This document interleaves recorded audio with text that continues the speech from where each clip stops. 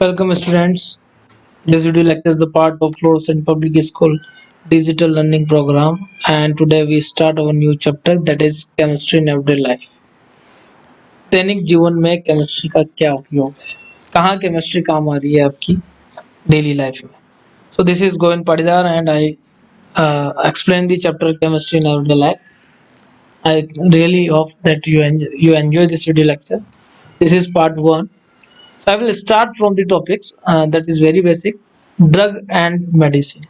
कुछ ऐसे टॉपिक्स हैं जो इस चैप्टर में आपको पढ़ने हैं, जैसे ड्रग एंड मेडिसिन हो गया। इसके अलावा आप क्या डिस्कस करेंगे? इसके अलावा आप डिस्कस करने वाले हैं फूड प्रिजर्वेटिव, यानी कि वो मटेरियल, वो केमिकल्स जो फूड को लॉन्ग टर्म प्रिजर्व करने में, स्टोर करने में आपकी हेल्प करेंगे। क्योंकि आपको पता है जितने भी आपके फूड प्रोडक्ट्स हैं, जैसे कि चिप्स हो गया, कुरकुरे हो गए, जो भी है, उनको काफी लॉन्ग टर्म तक जो है ट्रांसपोर्टेशन में या किसी दुकान पे अगर वो बिक रहे हैं, मॉल में अगर वो आपके डिस्ट्रीब्यूट हो रहे हैं या सेल हो रहे हैं, तो उसमें काफी टाइम लगता है। It may B 1 year 2 year, तो तब तक वो खराब ना हो, उनकी न्यूट्रिशनल वैल्यू खराब ना हो, इसलिए आप कुछ ना कुछ उसमें ऐसे सब्सटेंस या केमिकल आप ऐड कर देते हैं that are called food preservatives. आगे मूव करते हैं, दैट आर आर्टिफिशियल स्वीटनर्स। बहुत सारे इंडिया में बहुत सारे डायबिटिक पेशेंट है, तो ऐसे केस में क्या है कि ऐसी शुगर जो कि टेस्ट में मीठी तो हो, ऐसे केमिकल कंपाउंड, नॉट शुगर, ऐसे केमिकल कंपाउंड जो मीठे तो हो टेस्ट में, लेकिन आपकी कैलोरीज को इंक्रीज नहीं करते ब्लड के अंदर, उसे आप बोलते हैं आर्टिफिशियल स्वीटनर्स। जैसे एस्पार्टेम हो गया, सैकरीन हो गया, एटसेट्रा। बात करेंगे सोप एंड डिटर्जेंट की। साबुन और डिटर्जेंट यानी कि सर्फ कैसे एक्ट करते हैं क्लॉथ के ऊपर, कैसे क्लीन करने में हेल्प करेंगे आपकी क्लॉथ्स को, डर्टी क्लॉथ। सेकंड थिंग, इनमें केमिकली इनमें क्या डिफरेंसेस है and which one is better in hard water. सारे क्वेश्चंस का आप आंसर जो है यहाँ पर फाइंड आउट करें। नेक्स्ट आता है डाई एंड पिगमेंट्स। देखो, मार्केट में वैरायटी ऑफ क्लॉथ्स है, सभी के अलग अलग कलर हैं, सभी के कपड़े जो आप पहन कर घूमते हैं, सभी के कलर जो आपके अलग अलग देखने को मिलते हैं, they are because of the colour pigments and the dye. बहुत सारे एशियन पेंट हो गए, जो भी है, जो घर की दीवारों को क्या करने के काम में आते हैं, वॉश करने के काम में आते हैं, व्हाइट वॉश के लिए, जो भी है। तो कहीं ना कहीं डाई और पिगमेंट का कहीं ना कहीं रोल है। आपके बालों को कलर करना है तो ये भी डाई के लिए आएगा। आपके क्लॉथ को कपड़ा करना है, जैसे आपका ये बेडशीट हो गया, इन पे कलर करना है, तो सारी चीजें जो डाई और पिगमेंट से रिलेटेड है कहीं ना कहीं। दोनों में बेसिक केमिकल फॉर्मूलाज में नहीं, इनकी केमिकली नेचर में क्या डिफरेंसेस हैं, है ना, किसका इफेक्ट लॉन्ग लास्टिंग होता है, सारी डिस्कस करेंगे अपन डाई और पिगमेंट वाले चैप्टर में। कितने तरह की डाइज हैं ना, और डाइज जो है आपकी कैसे आर्कियोलॉजिकल स्टडी में आपकी हेल्प करेगा, एटसेट्रा। आगे मूव करते हैं इंसेक्ट रिपेलेंट। तो नाम से पता चल रहा है that thing is related with the insects, कीड़े मकोड़ों के साथ जुड़ी हुई है। How they use these repellents or chemical substance which are secreted from their body part, and how they use during reproduction and during communication with the other member of the particular species. आगे move करते हैं rocket propellant. क्योंकि आज जमाना काफी high technology का है, तो कहीं ना कहीं स्पेस टेक्नोलॉजी में भी कहीं ना कहीं ग्रोथ हुई है। We develop a variety of missiles and the rockets and etc. तो कहीं ना कहीं उसको बूस्ट अप करने के लिए, मिसाइल हुआ या रॉकेट हुआ, उसे बूस्ट अप करने के लिए कहीं ना कहीं फ्यूल की जरूरत आपको पड़ेगी। और प्रोपेलेंट में और फ्यूल में क्या डिफरेंस है वो समझा दीजिए आप मुझे सबसे पहले। तो माइनर डिफरेंस है, प्रोपेलेंट और फ्यूल में एक माइनर डिफरेंस है। प्रोपेलेंट जो है फ्यूल ही होता है बेसिकली, जो बर्न होता है विद हाई स्पीड। इसका जो एक्सपल्शन रेट है वो काफी ज्यादा पावरफुल होता है, इतना पावरफुल कि जाने कितने टन वजनी रॉकेट को ये जो है स्पीड ऑफ लाइट से भी, स्पीड ऑफ लाइट नहीं, स्पीड ऑफ साउंड से भी तेज जो है आपको ऊपर लेके जाता है, अप्रोक्स 11.8 किलोमीटर पर second. That is the speed of rocket approx. आप ये स्पीड आप ऑब्टेन कर पाते हैं, ट्रेमेंडस स्पीड जो आप रॉकेट की ऑब्टेन कर पाते हैं बिकॉज ऑफ रॉकेट प्रोपेलेंट। तो रॉकेट टेक्नोलॉजी में भी कहीं ना कहीं आप जो है इन सबस्टेंस को, कौन कौन से सबस्टेंस है या हाइब्रिड फ्यूल आप काम में ले रहे हैं, तो we talk about them. Carbon fibre की बात करें तो कार्बन फाइबर यहाँ सबसे लास्ट टॉपिक है, छोटा सा टॉपिक है, कहाँ ये काम में आ रहे हैं कार्बन फाइबर, उसकी भी हम बात करेंगे। So this is all are about the overview of this chapter, or I will start from the drug and medicine today, and other rest of the topics will be covered in our next lecture videos. So I will start from the drug और medicine. आपके हिसाब से दवा और drug है ना, इसी इसे समझते हैं आप। ड्रग जो है काफी ज्यादा बदनाम है लोकल सोसाइटी के अंदर। आप ड्रग अलग चीज समझते हैं और उसका मतलब क्या है। केमिस्ट्री के अकॉर्डिंग ड्रग एंड मेडिसिन दोनों चीजें एक ही है। केमिस्ट्री दोनों में कोई डिफरेंशिएट नहीं करता। ड्रग और मेडिसिन केमिस्ट्री की लैंग्वेज में दोनों केमिकल सब्सटेंस हैं जो कहीं ना कहीं आपकी बॉडी के पार्ट्स को अफेक्ट करते हैं, आपकी बॉडी के सिस्टम को अफेक्ट करते हैं। लेकिन our society and law this clear cut our division in between drug and medicine. There is a clear cut distinction in between drug and medicine कि ड्रग अलग है और मेडिसिन अलग है। अब according to law and society drug और medicine में क्या डिफरेंसेस है। ड्रग आप किसे बोलेंगे? देखिए, chemical substance which cure diseases, जो क्या करे, बीमारी को ठीक करे। But it is habit form, but इससे क्या लग जाए, आदत आपकी बन जाए, लत जिसे बोलते हैं आप, causes addiction and serious side effects, इसके साइड इफेक्ट होंगे कहीं ना कहीं, उसे आप ड्रग बोलते हैं। तो ड्रग अकॉर्डिंग टू सोसाइटी बुरी चीज है, जैसे स्मैक हो गया, हेरोइन हो गया, और ये सारी चीजें ड्रग के अंदर कैटेगरी में फाइल करता है। मेडिसिन की बात करें, केमिकल सब्सटेंस विच क्योर और प्रिवेंट डिजीजेस, जो डिजीज को होने से रोके या डिजीज को क्योर करे। It is safe to use, जो किसी ना किसी, यस, आपका कहना कि बेनिफिशियल आपके लिए, हैज नेग्लिजिबल टॉक्सिसिटी, यानी कि इसका कोई बुरा प्रभाव आपकी बॉडी के ऊपर नहीं होगा, and not cause any addiction, जिसका आपकी बॉडी पर कोई लत या आदत नहीं होगी, तो इसे आप मेडिसिन बोलते हैं। तो सोसाइटी की नजरों में मेडिसिन एक अच्छा केमिकल है और ड्रग आपके लिए एक बुरा केमिकल है। समझ में आना है। बट केमिस्ट्री के पॉइंट ऑफ व्यू से ड्रग और मेडिसिन बात एक ही बोलते हैं आप। समझ में आया नहीं है? आगे मूव करते हैं। ड्रग को क्लासिफाई किया गया है on the basis of pharmacological effect. Drug को आप कैसे क्लासिफाई करेंगे? ड्रग को क्लासिफाई करने के अपने पास, यस, एक मिनट, कहीं ना कहीं ड्रग को आप क्लासिफाई करते हैं अलग अलग वे से। देखिए इस तरीके से, यस यस, यहाँ देखिए। तो एक्चुअली ड्रग को आप क्लासिफाई करते हैं चार पॉइंट ऑफ व्यू से, चार बेसिस पर। पहला, फार्माकोलॉजिकल इफेक्ट। फार्माकोलॉजिकल इफेक्ट का मतलब ये होता है कि ड्रग का यूज क्या है। ड्रग का यूज क्या है, ड्रग किस काम में आ रही है, यानी कि बुखार के काम में आ रही है, या फिर ड्रग पेन को रिमूव करने के काम में आ रही है, ड्रग किस काम में आ रही है, that is pharmacological effect. Drug action कि ड्रग किस, यस, मैं बात कर रहा था ड्रग का कार्य करने का तरीका क्या है ना, उसके बेसिस पर ड्रग कितने टाइप की हो गई। फिर आता है केमिकल नेचर, यानी कि ड्रग किस तरह के सब्सटेंस से मिलके बनी है, यानी कि उसका बेसिक स्ट्रक्चर प्लान कैसा है, उसके बेसिस पर ड्रग कितने टाइप की है, जिसमें आपकी सल्फर ड्रग और ये आती है।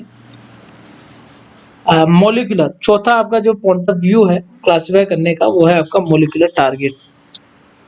आपको पता है जब ड्रग आप इनटेक करते हैं, ड्रग बॉडी के अंदर जाकर किसी भी पर्टिकुलर सेल, तो सेल के अंदर तो बहुत सारी चीजें होती हैं। Cell is made up of various biomolecule, it made up of lipid, fat, protein, vitamin, sugar, बहुत सारी चीजें होती है बॉडी के अंदर। कार्बोहाइड्रेट होता है, प्रोटीन होता है, विटामिन होता है।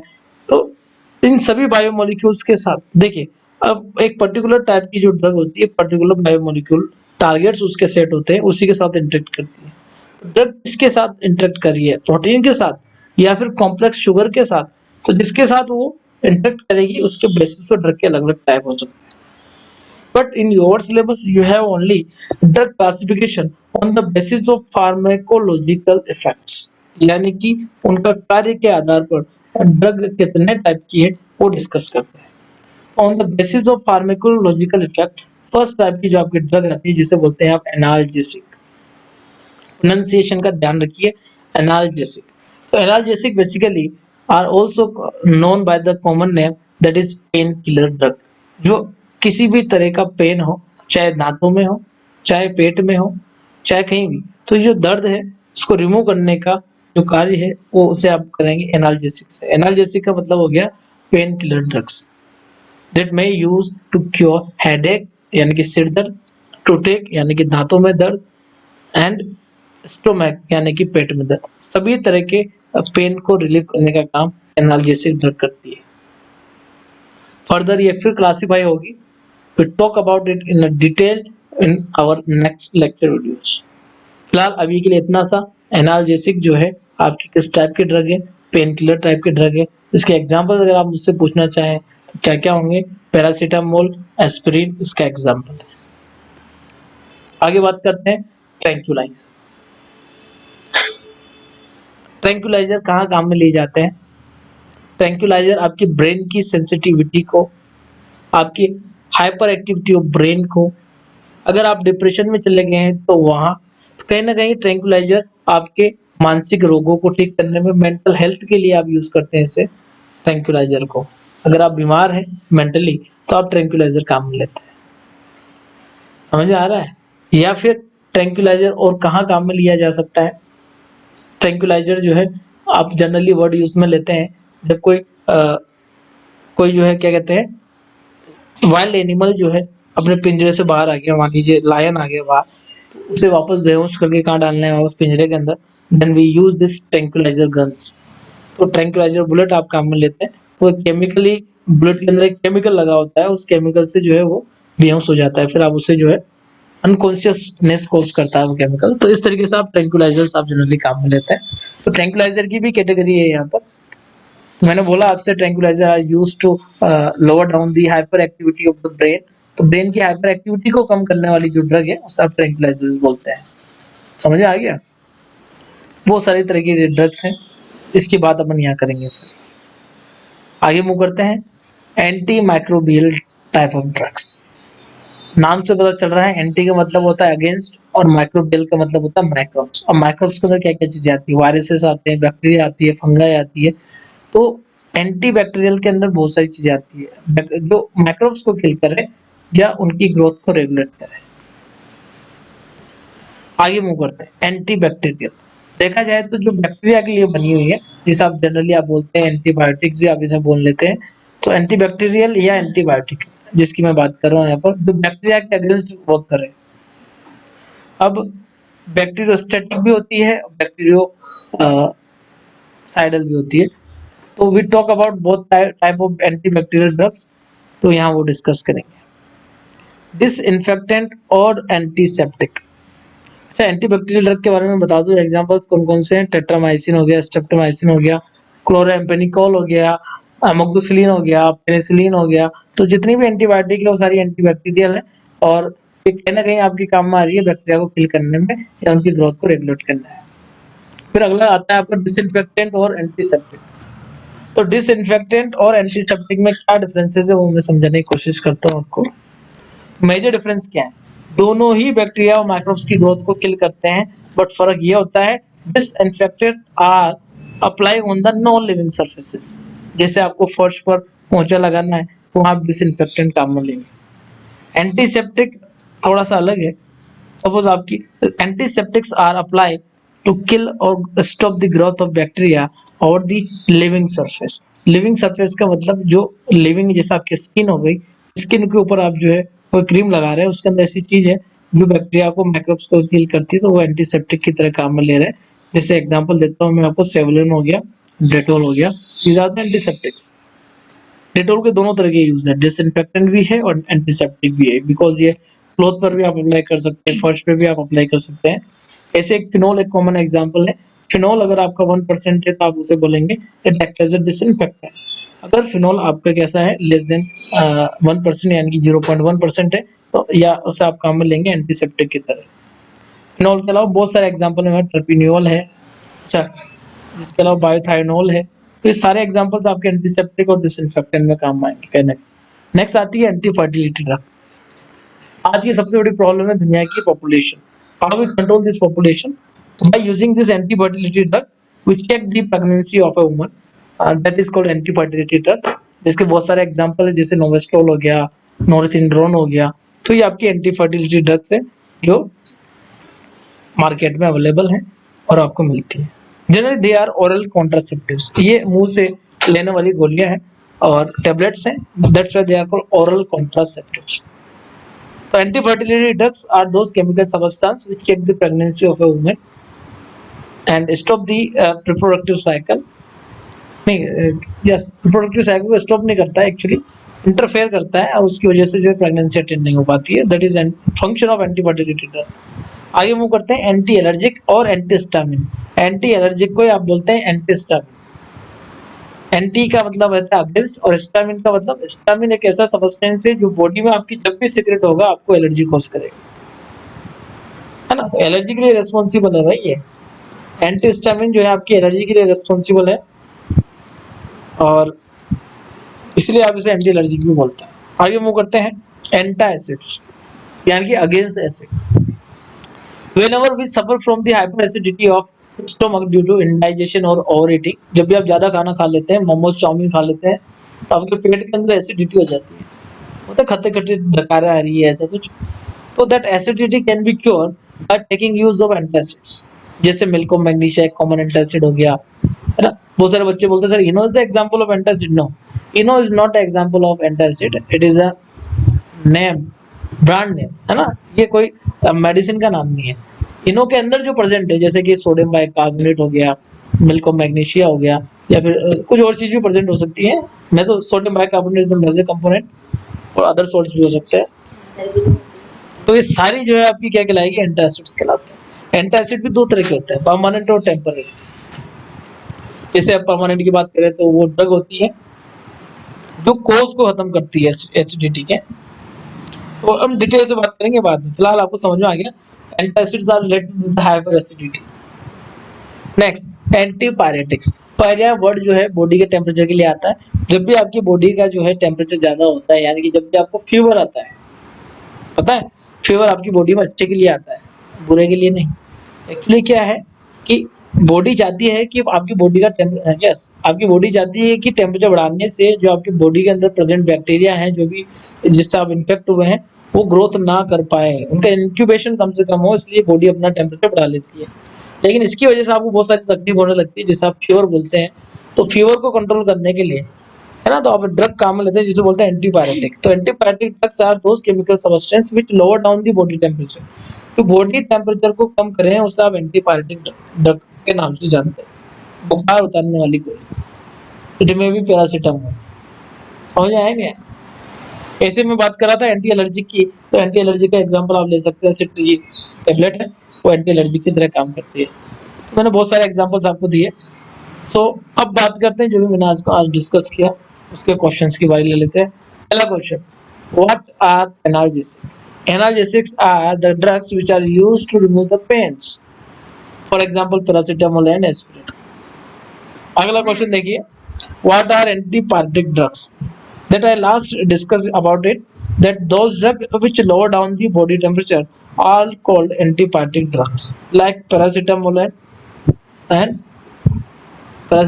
aspirin. आगे मूव करिए। What are drug target? तो drug targets are the various biomolecules present inside or outside the cell. Cell की बाहर वाली सरफेस पर और अंदर जो भी बायोमोलिक्यूल्स है उन्हें आप बोलते हैं drug target. It may be carbohydrate, lipid, fat, protein, कुछ भी हो सकता है। आगे मूव करिए। Yes, how antiseptic are differ from the antiseptic differ from the antiseptic, अरे डिसइंफेक्टेंट बेटा, there is a correction. Yes, how antiseptic are differ from disinfectant, मैं इसको करेक्ट कर देता हूं। यस,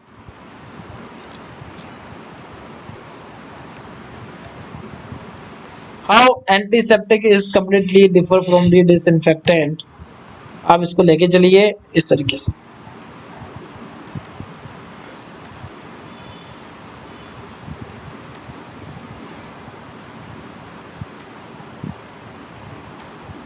ओके, इस तरीके से आप इसे लेके चलिए, बिल्कुल।